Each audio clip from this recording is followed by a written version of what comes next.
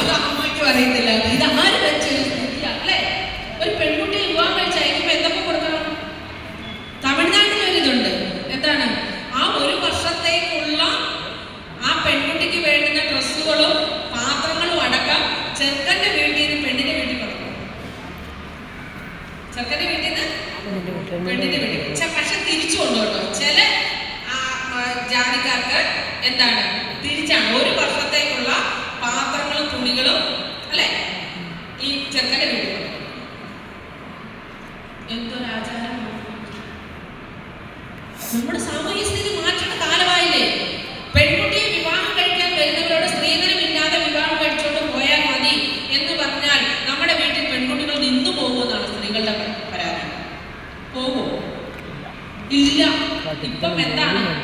കൃത്യമാണ്. ആൺകുട്ടികളും പെൺകുട്ടികളും ഇപ്പൊ കുറച്ചകലം കുറവാണെന്ന് എനിക്ക് തോന്നുന്നത്. 980 ഉള്ളതാണ് അല്ലേ?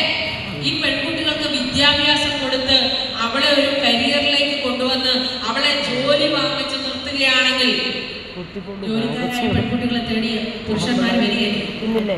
സ്ത്രീധനം കൊടുക്കണോ? വേണ്ട. എന്തേ നമ്മുടെ അമ്മമാർ അങ്ങനെ ചിന്തിക്കാത്തത്? നമ്മുടെ അമ്മമാർ എന്താ ചിന്തിക്കാത്തത്?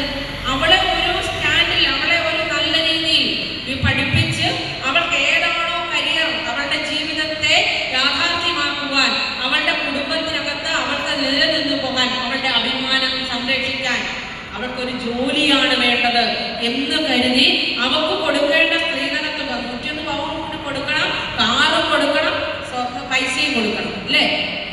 ആ പണം കൊടുത്ത് അവളെ വിവാഹം കഴിച്ചു വിടുന്നതിന് പകരം അവളെ ഒരു ജോലിയിലേക്ക് കൊണ്ടെത്തിക്കുകയാണെങ്കിലോ? അതല്ലേ അവർക്ക് കൊടുക്കാൻ പറ്റുന്ന ഏറ്റവും നല്ല സ്ത്രീധനം? ആ രീതിയിലേക്ക് നമ്മുടെ പെൺകുട്ടികളെ കൊണ്ടുവരണം. പങ്കാളിത്തത്തിന്റെ കാര്യം